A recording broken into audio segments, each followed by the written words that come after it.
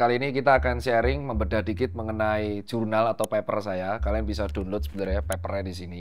Dan ini sebenarnya Sinta 3 atau Sinta 4. Dan jurnal ini saya buat dalam rangka untuk memenuhi gelar MBA saya di ITB pada waktu setahun yang lalu.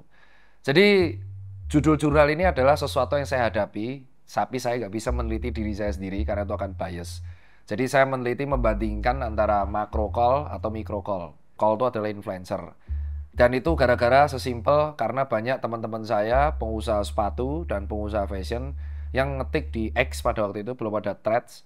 Mereka ngeluh bahwa call itu sudah nggak efisien. Tapi beberapa brand di dunia itu masih menggunakan influencer. So, sesuatu pertanyaan itu bisa dijawab kalau ada datanya. Kalau nggak ada datanya, bagi saya itu adalah asumsi. Dan semua asumsi itu ada hipotesa. Semua asumsi dan hipotesa harus dibuktikan dengan research. Nah, itu alasan kita akan belajar di sini di kelas pakar Malaka bersama dengan Tirta Cito.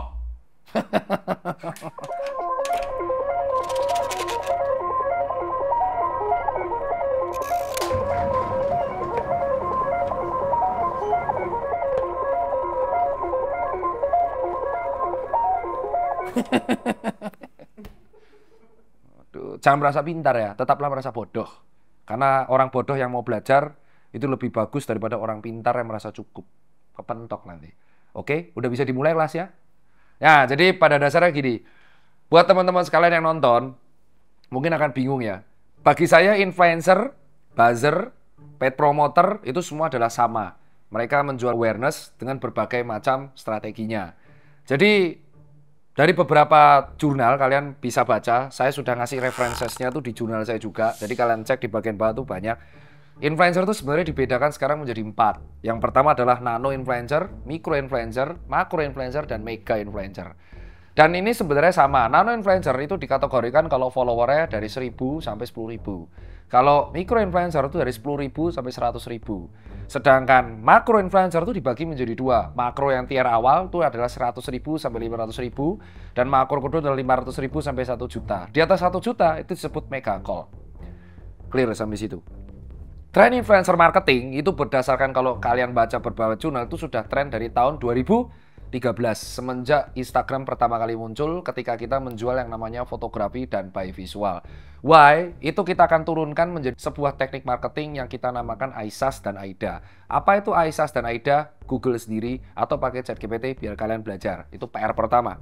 Apa itu ISAS dan AIDA? Tulis di kolom komentar. Itu dulu PR pertama. Kalau saya jelasin semua, kalian nggak akan pernah belajar. Jadi itu. Dari ISAS dan AIDA, kita akan turunkan lagi menjadi teknik yang namanya Community Driven Marketing atau Community Driven Marketing atau kita bisa bilang CDM. Jadi, si call atau Key Opinion Leader atau kita bisa bilang influencer ini itu digunakan brand untuk partnership untuk yang namanya menggiring opini. Oke, menggiring opini untuk memaintain trust dan kredibilitas dari sebuah brand sehingga terjadi bonding seolah-olah organik dan akhirnya si customer tersebut akan membeli barang.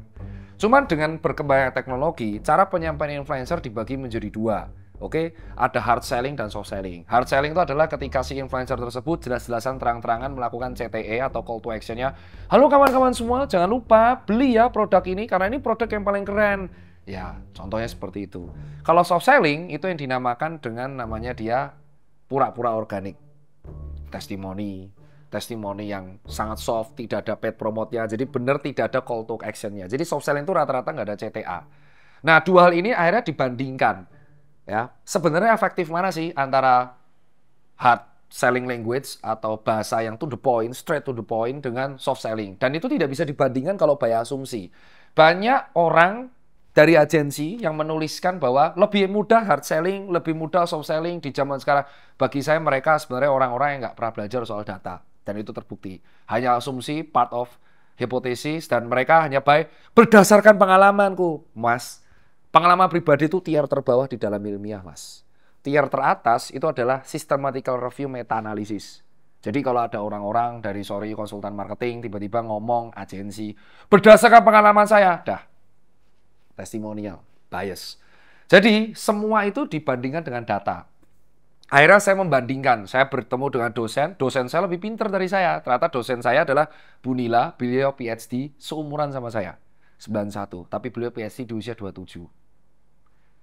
Ya, 27. Dan jadi guru di UGM dari umur 29. Jadi bayangkan umur 27 dia ada PhD, sepinter apa tuh di dunia marketing, dan fellowship terus. Bu Nila akhirnya mengusulkan sama saya, kenapa nggak dibandingkan? Akhirnya saya membandingkan dua hal paling segmentasi. Jadi adalah perbandingan antara micro call dan macro call menggunakan soft selling dan hard selling language terhadap efektivitas decision making pada pembelian purchasing decision pada sepatu Piero. Hanya sepatu. Jadi jelas dalam penelitian apa yang dibandingkan. Macro call-nya saya menggunakan Ari Lesmana sebagai sampel. Tahu Ari Lesmana? Google pertanyaan nomor 2. Kebangetan kalau Anda nggak tahu. Ya, lagunya aja Anda denger terus kok. Terus habis itu yang kedua adalah Aditya Logi untuk micro influencer di tier niche. Setelah dibandingkan, saya meng-hire 328 sampel menggunakan metode Slovin analysis.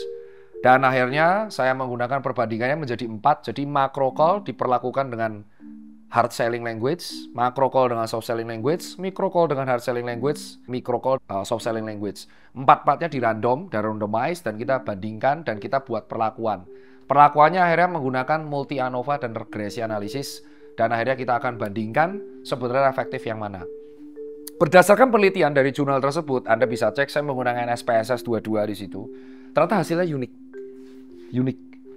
Di yang pertama, macro call, apapun penyampaian bahasanya, itu ternyata berguna banget untuk instant sales. Jadi kalau misalkan ada macro call, followernya di atas 1 juta sampai 2 juta atau 500.000, itu ternyata berguna banget buat boosting instant sales. Dan penyampaian paling efektifnya adalah hard selling. Itu alasan kenapa beberapa brand besar lebih menggunakan macro call di era boosting instant sales. Contohnya apa? Ramadan. Berapa banyak mega call yang di-hire brand untuk posting seperti ini? Halo kawan-kawan, ini aku baru dapat brand loh, baju koko keren dari Cut Off. Jangan lupa ya, selama bulan Ramadan ada pay one get two di Raya Collection. Itu hard selling language. Dan rata-rata yang di-hire sama Cut Off adalah follower 500.000 ke atas. Itu. Jadi macro call itu memaintain untuk dua hal, awareness dan instant sales booster, itu proven di data. Nomor 2, ternyata micro call dan soft selling language itu sangat efektif untuk memaintain trust dan credibility dari brand. Itu alasan kenapa beberapa brand, contoh di Twitter. Guys, edukasi. Bawahnya CTA. Terjadi di mana? Brand, contohnya Grab, Airbnb, atau Traveloka. Kenapa? Dia memaintain trust. Jadi micro call itu memiliki penganut yang engagementnya IR rata-rata average di atas 4%. Jadi ada interaksi yang kuat antara follower dan si call. Sehingga si micro call ini cocok untuk membangun trust dan kredibilitas dari sebuah brand. Jadi micro call dan soft selling itu cocok Anda hire kalau brand Anda krisis kepercayaan dan kredibilitas. Nomor 3, ini yang micro call dan hard selling language. Bisa terjadi di mana? Storytelling. Jadi banyak Tokped rata-rata yang paling menemukan ini, dan sekarang TikTok Shop dan Shopee meng-hire dalam bentuk apa? Affiliate dan tapling. Jadi ternyata efektif untuk apa? Both untuk awareness, salah satu poin dari Aisyah dan Aida, dan untuk sharing dan action.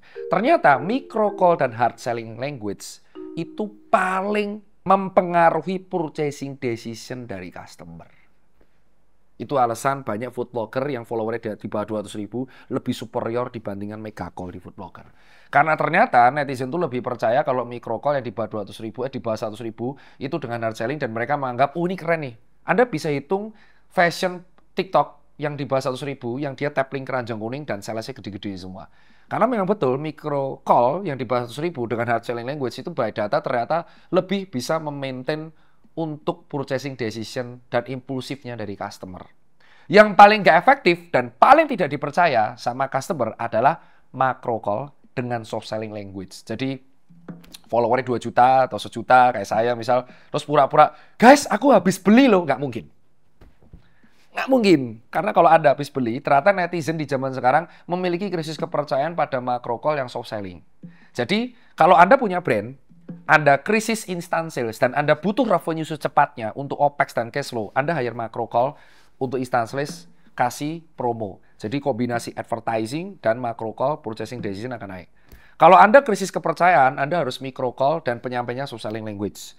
Tapi kalau Anda memiliki pengen impulsivitas dari purchasing decision masyarakat, kamu harus meng-hire micro-call dengan hard selling language. Terlihat di gadget, fashion, Tokped, affiliate, Shopee. Nah, 3 ini kalau di-combo akan memiliki hal yang bagus. Tapi, ada tapinya. Setelah jurnal ini rilis, tahun 2024 aku publish, muncul marketing yang baru. Yang itu membuat aku belajar lagi. Namanya adalah KOC. Key Opinion Consumer. Jadi, setiap customer adalah brand ambassador perusahaannya. Jadi, si customer ini diberikan insentif agar mereka memberikan testimonial. Dan ini yang ternyata lumayan tinggi. Yang sudah menggunakan adalah brand lokal yang pernah ke sini, Humans. Itu menggunakan strategi KOC yang sangat kuat dengan CDM atau Community Driven Marketing. So adalah, dan ini masih belum, efektivitas call dibandingkan dengan advertising. Nah, ini yang harus Anda tahu. Untuk beberapa brand yang memang boostingnya awareness, butuhnya awareness, kombinasi antara mega call dengan instant sales dan advertising itu bisa nge-boost revenue. Patokannya pakai ROAS. Apa itu ROAS? Itu pertanyaan nomor 3, Anda ketik aja. Jadi kalau marketing itu bukan by intuisi, men. Itu creative director.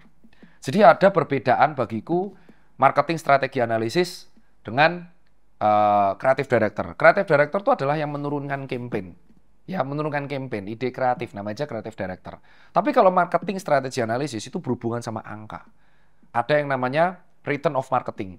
Jadi biaya marketing itu harus kembali. Misalkan, saya memasarkan cut off nih dengan harga membayar Dr. Tirta misalkan 40 juta. 40 juta Dr. Tirta ini bisa menghasilkan salesnya berapa? Dibandingkan. Perbandingan rasio itulah, oh ternyata dengan aku bayar 40 juta Dr. Tirta, aku mendapatkan revenue 260 juta atau 240 juta. Berarti 1:6. Berarti ROAS-nya 6. Nah, perbandingan itulah yang harus ada angkanya. Jadi creative director itu akan bertanggung jawab pada marketing strategi analisis. Creative director buat campaign. Maka marketing strategi analisis akan bertanya, seberapa besar dan yakin campaignmu ini akan balik modal. Kalau targetnya instant sales dan revenue. Nah, kalau trust tidak bisa diukur pakai revenue. Ini yang teman-teman sering salah kaprah. Aku meng-hire X, kok nggak balik modal? Karena targetmu kan trust sama credibility, bos. Brand identity is part of investment. Your investment, IP, intellectual property. Ketika Anda membayar influencer untuk meningkatkan trust, is part of strategi untuk boosting brand identity. Dan brand identity itu bukan expenses, brand identity itu investment. Jadi patokannya dari micro influencer yang meningkatkan trust dan credibility adalah reach, ER, dan insight. Jadi kalau Anda agensi, tolong patokannya berbeda. Kalau memang si macro call ini di-hire untuk instant sales, patokannya adalah ROAS, perbandingan efektivitas dia ketika ngupdate, salesnya laku berapa, revenue dibandingkan biaya, rasionya berapa. Tapi kalau pengen meningkatkan trust dan credibility, apalagi awareness, itu patokannya IR. Dan itu jadinya investment. Kamu buang untuk meningkatkan awareness brandmu. Jangan dianggap expenses. Berarti kalau investment, apa yang dikurangi? Future profit. Dengan kita memaintain trust, maka kita berharap akan ada future profit yang kita raih. Maka pentingnya di sini, penutupnya adalah, pentingnya kesadaran dari sini adalah, saya berharap semua pengusaha berpikir, sangat mudah untuk membuat bisnis. Betul. Tapi sangat sulit untuk mempertahankan. Dan sangat sulit lagi untuk mempertahankan momentum. Jadi kalau teman-teman memiliki bisnis, tolong. Kalau mau barangnya laku, budget itu dibagi menjadi 3. Ada OPEX, ada CAPEX. Dan ada variable cost. Marketing itu masuk variable cost, Mas. Ya, gaji pegawai itu fixed cost, Mas. Ya, itu masuk OPEX. Dan CAPEX itu contohnya debt, ya, bunga dari equity. Nah, ini beda semua, Mas. Ya, bisnis itu sudah sesimpel itu. Tapi kalau kalian tidak siap gini, berarti kalian nggak siap scale up. Dan kesalahan pebisnis adalah buru-buru scale up. Buru-buru ke kolam yang besar, padahal kolamnya masih kecil. Kalau masih enjoy di kolam kecil, nggak apa-apa. Dan yang terakhir adalah, banyak owner yang merasa sok pinter karena mereka merasa jadi owner. Jadi mereka malas untuk belajar. Owner itu harus lebih pintar. Dia harus paham. Dia harus paling tajam karena dia memahami, dia nahkodanya. Kalau Anda tidak mau belajar, perusahaan Anda akan jatuh ke jurang. Jadi kalau Anda merasa diri Anda owner, Anda merasa Anda memegang saham mayoritas, Anda harus lebih pintar dari pegawai Anda. Anda harus rajin membaca lebih dari pegawai Anda. Kalau Anda tidak lebih pintar, Anda harus resign dari CEO, menyerahkan CEO itu kepada orang yang lebih pintar dan Anda jadi komisaris saja. That's it. Jadi kesalahan owner rata-rata adalah selain nggak mau scale up, dia merasa dirinya lebih jago, lebih pintar. Dan lebih pintar tuh nggak mau belajar. Dan itu betul. Karena dia nggak mau belajar, akhirnya membawa perusahaan tersebut jadi down. Dan itu yang kurasain di Susan Care. Dengan aku belajar ke ITB, aku menganggap, oh ternyata ilmu tuh banyak. Ternyata banyak orang lebih pintar. Dan akhirnya aku membaca, sehingga meminimalisir failure. Jadi owner tuh ada dua. Yang percaya sama growth, sama yang percaya sama failure. Aku lebih percaya yang kedua, meminimalisir failure. Karena failure itu pasti akan ada. Dan kemungkinannya ada. Jika kita menekan failure tersebut less than 5%, itu akan membuat kemungkinan kita di masa yang akan datang lebih bagus. Nah, tapi akan ada owner yang percaya dengan dream. Saya tidak percaya dengan dream. Mimpi itu tidak bisa diukur. Mimpi itu akan membutakan owner dan membawa perusahaan tersebut jatuh ke jurang yang mereka nggak tahu. Banyak kok owner yang percaya sama mimpi. Ya, berujung resign. Steve Jobs resign. Ya, Google CEO-nya diganti orang yang lebih proper. Why? Karena nakoda itu tidak percaya mimpi, coy. Nakoda itu percaya kompas. Nakoda itu percaya angka. Jadi mimpi itu boleh. Bermimpi itu boleh. Tapi bisa diukur. Mimpi yang bisa diukur itu realistis. Mimpi yang nggak bisa diukur, maka Anda mending jadi freelancer saja.